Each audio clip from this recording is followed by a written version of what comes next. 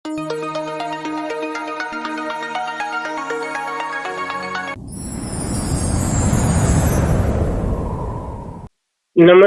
ગુજરાતના અધિકારી મિત્રો, આજે આપણે 29 ડિસેમ્બર 2025 નું મોસ્ટ ઇમ્પોર્ટન્ટ કરંટ અફેર સાથે સાથે જીકે અને જીએસ વિશે ચર્ચા કરવાના છે. તો ખાસ કરીને ચેનલ ઉપર નવા હોય તો ચેનલને સબસ્ક્રાઇબ કરી લેવી, વિડીયો પસંદ આવે લાઈક કરવું અને તમારા મિત્રો સુધી અવશ્યથી શેર કરી દેવો. તો ચાલીએ આજના ઇમ્પોર્ટન્ટ ક્લાસની આપણે શરૂઆત કરી દઈએ. તો આંતરરાષ્ટ્રીય રોગચાળાની તૈયારીનો દિવસ દર વર્ષે કયા દિવસે ઉજવીએ છીએ આપણે? તો 27 ડિસેમ્બરના રોજ આ દિવસ ઉજવીએ છીએ. અને પેલો વેલો 2020માંથી ઉજવવાની શરૂ કરી હતી, કારણ કે ત્યાં જ કોરોના આવ્યો હતો. તો ખાસ ઇમ્પોર્ટન્ટ COVID-19 રોગચાળાને રોકવા, તૈયારી કરવા અને તેના સામે ભાગીદારી કરવા, મહત્વને પ્રોત્સાહન આપવા માટે દર વર્ષે આપણે 27 ડિસેમ્બરે આંતરરાષ્ટ્રીય રોગચાળા તૈયારીનો દિવસ મનાવીએ છીએ. આની થીમ ભવિષ્યના સંકટ માટે વૈશ્વિક આરોગ્ય પ્રણાલીને મજબૂત બનાવવાનું છે. 27 ડિસેમ્બર 2020ના રોજ સૌ પ્રથમ તેને મનાવ્યો હતો. ઇમ્પોર્ટન્ટ છે તો યાદ રાખવું. ત્યારબાદ તો કે ડિસેમ્બરના દિવસો જોઈ લઈએ. કાલે તો જોયા હતા, પાછું રિવિઝન કરી લઈએ. 1 ડિસેમ્બરે વિશ્વ એક દિવસ અને દેશ એકનો સ્થાપના દિવસ. 1 ડિસેમ્બરે નાગાલેન્ડનો સ્થાપના દિવસ હોય, જેને આપણે હોર્નબિલ ફેસ્ટિવલ તરીકે ઉજવીએ. 2 ડિસેમ્બર રાષ્ટ્રીય પ્રદૂષણ નિયંત્રણ દિવસ, ગુલાબી નાબૂદીનો આંતરરાષ્ટ્રીય દિવસ અને વિશ્વ કમ્પ્યુટર સાક્ષરતા દિવસ. 3 ડિસેમ્બર આંતરરાષ્ટ્રીય વિકલાંગતા દિવસ. 4 ડિસેમ્બર ભારતીય નૌકાદળનો દિવસ, આંતરરાષ્ટ્રીય સીતા દિવસ અને આંતરરાષ્ટ્રીય બેંકનો દિવસ. 5 ડિસેમ્બર વિશ્વ માટીનો દિવસ અને આંતરરાષ્ટ્રીય સ્વયંસેવક દિવસ. 7 ડિસેમ્બર સશસ્ત્ર દળોના ધ્વજનો દિવસ. 8 ડિસેમ્બર આંતરરાષ્ટ્રીય નાગરિક ઉડ્ડયનનો દિવસ. 9 ડિસેમ્બર આંતરરાષ્ટ્રીય ભ્રષ્ટાચાર વિરુદ્ધનો દિવસ.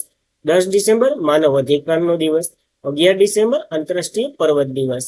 12 ડિસેમ્બર આંતરરાષ્ટ્રીય સર્વાત્રિક આરોગ્ય કવરેજનો દિવસ અને આંતરરાષ્ટ્રીય તટસ્થતા દિવસ. 14 ડિસેમ્બર જે રાષ્ટ્રીય ઉર્જા સંરક્ષણ દિવસ. 16 ડિસેમ્બર વિજય દિવસ. 18 ડિસેમ્બર આંતરરાષ્ટ્રીય સ્થળાંતર દિવસ અને લઘુમતીના અધિકારનો દિવસ. 20 ડિસેમ્બર આંતરરાષ્ટ્રીય માનવ એકતાનો દિવસ. 21 ડિસેમ્બર વિશ્વ ધ્યાન દિવસ અને વિશ્વ બાસ્કેટબોલ દિવસ. 22 ડિસેમ્બર રાષ્ટ્રીય ગણિત દિવસ. 23 ડિસેમ્બરે આપણે રાષ્ટ્રીય ખેડૂતનો દિવસ મનાવ્યો. 24 ડિસેમ્બરે રાષ્ટ્રીય ગ્રાહક દિવસ મનાવ્યો. 25 ડિસેમ્બરે અટલ બિહારી વાજપેયીના જન્મદિવસ નિમિત્તે સુશાસન દિવસ મનાવ્યો. અને 26 ડિસેમ્બરે વિશ્વ બાળ દિવસ મનાવ્યો છે. તો ખાસ આ ઇમ્પોર્ટન્ટ યાદ રાખવા ડિસેમ્બરના આઈએમપી દિવસો છે. ત્યારબાદ રાષ્ટ્રીય વિજ્ઞાન પુરસ્કારો 2025. ભારતના ટોચના કેટલા વૈજ્ઞાનિકોને આ સન્માન મળ્યું છે? તો 24 વૈજ્ઞાનિકોની પસંદગીથી અને દ્રૌપદી મુર્મુના હસ્તે આપવામાં આવેલા છે આ પુરસ્કારો. તો ખાસ ઇમ્પોર્ટન્ટ બની રહ્યું છે. રાષ્ટ્રીયપતિ દ્રૌપદી મુર્મુ મંગળવારે નવી દિલ્હીના રાષ્ટ્રપતિ ભવન ખાતે આયોજિત એક ખાસ સમારોહમાં પ્રતિષ્ઠિત વૈજ્ઞાનિકોના રાષ્ટ્રીય વિજ્ઞાન પુરસ્કારો 2025 એનાયત કર્યા છે. રાષ્ટ્રીય વિજ્ઞાન પુરસ્કારો જે વિજ્ઞાન, ટેકનોલોજી અને નવીનતાના ઉત્કૃષ્ટ પ્રેરણાને યોગદાન માટે આપવામાં આવે છે. રાષ્ટ્રીય વિજ્ઞાન પુરસ્કારોની વાત કરીએ તો આ બીજી આવૃત્તિ છે. તો 2024થી આની શરૂઆતથી હોય અને પહેલી આવૃત્તિ ક્યારે હોય? 4 શ્રેણીમાં પુરસ્કારો આપવામાં આવે છે, જેમ ભારત રત્ન ને શ્રી ને આપણે ખબર જ છે. એવી રીતના વિજ્ઞાન રત્ન, વિજ્ઞાન શ્રી, વિજ્ઞાન યુવા અને વિજ્ઞાન ટીમ, આ 4 પુરસ્કારો આપવામાં આવે છે. અને આ વખતે 24 પુરસ્કારો પસંદ કરવામાં આવ્યા, એટલે કે 24 લોકોને પસંદગી કરવામાં આવી છે. આમાંના ઘણા પુરસ્કારોની વાત કરીએ, જેમ કે સર્વોચ્ચ વિજ્ઞાન પુરસ્કાર વિજ્ઞાન રત્નની વાત કરીએ, જેમ ભારત રત્ન છે ને એવી રીતના આ ભૌતિક શાસ્ત્રી છે જયંત વિષ્ણુ નરલિંકર, એને મરણોત્તર ઉપરાંત આપવામાં આવ્યો છે. તો ખાસ ઇમ્પોર્ટન્ટ બને છે. અને બીજા 8 વૈજ્ઞાનિકોને વિજ્ઞાન શ્રી પુરસ્કાર આપવામાં આવ્યો. વિજ્ઞાન યુવા 14 યુવા વૈજ્ઞાનિકોની પસંદગી થઈ. અને એક વિજ્ઞાન ટીમ, એ 2 યાદ રાખવા. એક પેલો જે જયંત વિષ્ણુ નરલિંકર અને બીજો તો કે વિજ્ઞાન ટીમ પુરસ્કાર તો કે ઓમાન મિશન ટીમ છે CSIR, એને મળ્યો છે. તો ખાસ આ 4 પુરસ્કારો યાદ રાખવા, 2 આંકડામાં યાદ રાખવા અને 2 નામ સ્વરૂપે આપણને યાદ રાખવા. ઇમ્પોર્ટન્ટ બની રહ્યું છે, તો યાદ રાખવું જ પડશે. ત્યારબાદ તાજેતરમાં જ આજે કયા દેશે વિશ્વની સૌથી લાંબી એક્સપ્રેસ વે તિયાન શાન સેટંગ ટનલ છે એ ખોલી છે? તો ચાઇનાએ ખોલી છે. જાપાનનો આવે, આપણે આ નામ જોઈને 2 જ ઓપ્શન આવે, કાં તો જાપાન કાં તો ચાઇના. આ ચાઇનાએ ખોલી છે. ખાસ 22 કિલોમીટર લાંબી છે. તો આઈએમપી થઈ રહી છે. તો ચીને વિશ્વની સૌથી લાંબી એક્સપ્રેસવે ટનલ ટ્રાફિક માટે ખુલ્લી મૂકી છે, એટલે કે ટ્રાફિક ન થાય એના માટે. તેને પશ્ચિમ ક્ષેત્રમાં મુખ્ય માળખાગત સીમાસીન કર્યું છે. સિયાંજિંગ નવી ઉદ્ઘાટન કરેલી તિયાનસા સેલિંગ ટનલનું નામ છે. એ ટનલ દેશની સૌથી પડકારરંજન પર્વતીય પ્રદેશોમાંની એક મુસાફરી સમયને નોંધપાત્ર ઘટાડો કરે છે. 22.13 કિલોમીટર લાંબી આ ટનલ સિયાંજિંગ ઉરુગુ જે સ્વાયત્ત પ્રદેશ છે ને એની મધ્યથી ત્રિયાનસાન પર્વતમાંથી પસાર થાય છે. તો ખાસ એટલી માહિતી યાદ રાખવી, અને ચાઇનાએ લોન્ચ કરી એ તો યાદ જ રાખવાની હોય. ચાઇનાની વાત કરી લઈએ, કેપિટલ બેઇજિંગ છે, ચલણ ડેનિમ છે, અને રાષ્ટ્રપતિ શી જિનપિંગ મરેની ત્યાં સુધી એ જ છે, તો યાદ રાખવું. ત્યારબાદ કઈ આઈઆઈટીએ પરમ રુદ્ર સુપર કોમ્પ્યુટર લોન્ચ કર્યું છે? તો આઈઆઈટી પટનાએ કર્યું, અને આ બિહારનું પ્રથમ સુપર કોમ્પ્યુટર બની રહ્યું છે. જે આઈઆઈટી બિહારમાં થયું ને, પટનામાં થયું ને, એ તો યાદ રાખવું. પૂર્વ ભારત અદ્યતન સંશોધન અને ઉચ્ચ પ્રદર્શન કમ્યુનિકેટર ને પ્રોત્સાહન આપવા માટે બિહાર પ્રથમ પરમ રુદ્ર સુપર કોમ્પ્યુટરનું ઉદ્ઘાટન કર્યું. ભારતીય ટેકનોલોજી સંસ્થા પટના ખાતે આ લોન્ચ થયું છે. આ સુવિધાનું ઉદ્ઘાટન જે ભારતીય રાષ્ટ્રીય સુપર કોમ્પ્યુટર મિશન હેઠળ એક મહાશૂન્ય એટલે કે સીમાશૂન હાસિલ કરવામાં આવ્યું છે. આનું ઉદ્ઘાટન આપણા મેઇટીના અધિક સચિવ છે ને, અમિતેશ કુમાર સિન્હા, એના દ્વારા થયું છે. તેની સ્થાપના નેશનલ સુપર કોમ્પ્યુટર મિશન અંતર્ગત કરવામાં આવી છે, તો એ પણ યાદ રાખવું. હવે કુલ દેશમાં કેટલા થઈ ગયા? તો 37 સુપર કોમ્પ્યુટર્સ આપણે સ્થાપિત કરી દીધા છે, જેની કુલ ક્ષમતા 39 પેટાફોલ્ટ છે. અને આ પેટાફોલ્ટ જે કમ્પ્યુટરને શું કહેવાય, સ્પીડ માપવા માટેનો એકમ છે, તો એ પણ પરીક્ષામાં પૂછાઈ ગયો, તો એ પણ યાદ રાખવું. અને પરમરુદ્રની ક્ષમતા 838 જે ટેરાફોલ્ટ છે. હવે કોમ્પ્યુટરની સ્પીડ આમાં મપાય છે, જ્યારે સુપર કોમ્પ્યુટર ને એ બધી તમને ખબર જ હશે. ભારતની સૌથી ઝડપી સુપર કોમ્પ્યુટરની વાત કરીએ, એરાવત છે, જે વિશ્વમાં 75માં ક્રમે છે, તો ખાસ એ પણ યાદ રાખવું. સૌથી ઝડપી કોમ્પ્યુટર કેની પાસે છે એ તમારે કોમેન્ટ કરવાનું છે. ત્યારબાદ ભારતે કઈ દેશ સાથે 7મા એટલે કે ફ્રી ટ્રેડ કરાર એટલે કે મુક્ત વેપાર કરાર પર હસ્તાક્ષર કર્યા છે? તો ન્યુઝીલેન્ડે કર્યા છે. ભારત સાથે મુક્ત વેપાર કરાર પર હસ્તાક્ષર કર્યા એટલે કે એગ્રીમેન્ટ કર્યા છે. તો ન્યુઝીલેન્ડે ભારતના સોમવારે મુક્ત વેપાર કરાર પર હસ્તાક્ષર કર્યા. આનો હેતુ આર્થિક સંબંધોને વધુ ગાઢ બનાવવા, વિકાસો માટે બજારની એક્સેસ વધારવા, અને પ્રધાનમંત્રી નરેન્દ્ર મોદી અને ન્યુઝીલેન્ડના પ્રધાનમંત્રી ક્રિસ્ટોફ લક્સર સાથે ટેલિફોનમાં વાતચીત કરી અને આ કરારને આખરી સ્વરૂપ આપ્યું છે.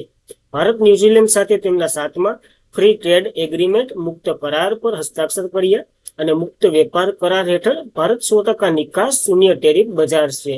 આ ટેરિફ એટલે શું, એ તો આપણે અમેરિકાએ બહુ સારી રીતના સમજાવી દીધું કે ટેરિફ આને કહેવાય.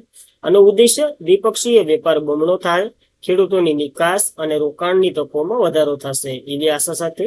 અને ભારત હાલ સુધી કેટલા દેશો પાસે આ કરાર કરી ચૂક્યું છે? તો ટોટલ 7 દેશો પાસે. એમાં પહેલો યુએ સાથે, પછી ઓસ્ટ્રેલિયા અને યુકે અને ઓમાન અને Mauritius. European free trade association છે, એટલે કે યુરોપના મુખ્યત્વે 4 કે 5 જે બિન સંગઠીય દેશો છે ને, કેવા આઇસલેન્ડ, લિechtenstein, નોર્વે, સ્વિટ્ઝરલેન્ડ, એ સાથે પણ આપણે આ કરાર કરી શક્યા છે. ખાસ ઇમ્પોર્ટન્ટ આ 7મો દેશ બન્યો છે ન્યુઝીલેન્ડ, જેની સાથે આપણે ફ્રી ટ્રેડ કરાર કર્યા છે, તો એ પણ આપણને યાદ રાખવું. આમાં જે અમેરિકા નથી, તો એ પણ ખાસ જોઈ લેવું આપણને. ત્યારબાદ ક્યાં આરબીઆઈના ભૂતપૂર્વ ગવર્નરે ધ ગ્રેટ સેક્શન્સ એક નામનું પુસ્તક લોન્ચિંગ કર્યું છે? તો ગુજરાત સાથે સંકળાયેલું છે, તો યાદ જ રાખવાનું. ઉર્જિત પટેલ છે ને, જે ગુજરાતી છે અને આરબીઆઈના ભૂતપૂર્વ ગવર્નર પર રહી ચૂક્યા છે, એમના આ પુસ્તક છે.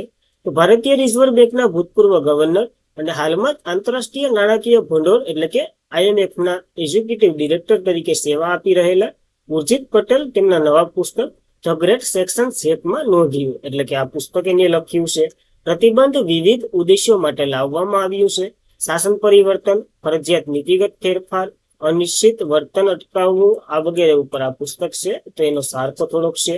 ઉર્જિત પટેલની વાત કરીએ તો 2016 થી 2018 સુધી આરબીઆઈના ગવર્નર રહી ચૂક્યા હતા. વર્તમાનમાં તે IMFના ED એટલે કે એક્ઝિક્યુટિવ ડિરેક્ટર છે. ત્યારે આ પ્રશ્ન આપણે ભણ્યા હતા જ્યારે આ બન્યા હતા ત્યારે. છેલ્લું પુસ્તક એનું 2020માં ઓવરડ્રાફ્ટ સેવિંગ ધ ઇન્ડિયન સેવર્સ છે.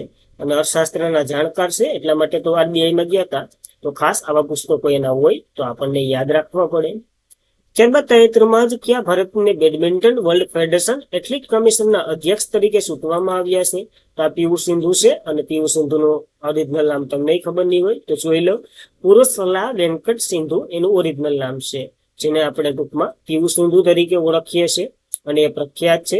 તેમણે કોર્ટની બહાર વધુ એક મોટી સિદ્ધિ હાંસિલ કરી છે.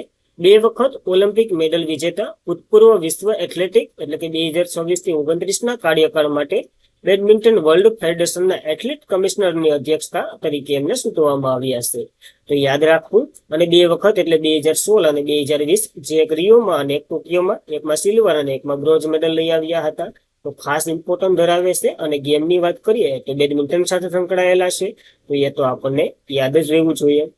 ત્યારબાદ કઈ આઈઆઈટીએ સ્વાયત્ત પ્રયોગશાળાના પ્રયોગો માટે એઆઈ એજન્ટ એલિયા વિકસાવ્યું છે? તો એલિયા કહું તમને જે આવડે એ કહું, તો નામ યાદ રહેવું જોઈએ. આઈઆઈટી દિલ્હીએ વિકસાવ્યું છે. આ તો કે લેબોરેટરીમાં સંશોધન કરવા મદદ કરશે. તો ઇન્ડિયન ઇન્સ્ટિટ્યુશન ઓફ ટેકનોલોજી દિલ્હીએ સંશોધકોએ આલિયા નામની એક એટલે કે ઇલિયા નામની એક અદ્યતન એઆઈ સંચાલિત સિસ્ટમ વિકસાવી, જે કુદરતી બુદ્ધિશાળી લેબના આસિસ્ટન્ટ છે. અને જર્મન સંશોધકને મળી અને આલિયાની વિકાસ કર્યો છે. હવે આલિયા સંશોધન જે વૈજ્ઞાનિક બદલ પ્રયોગશાળાના પ્રયોગ કરશે.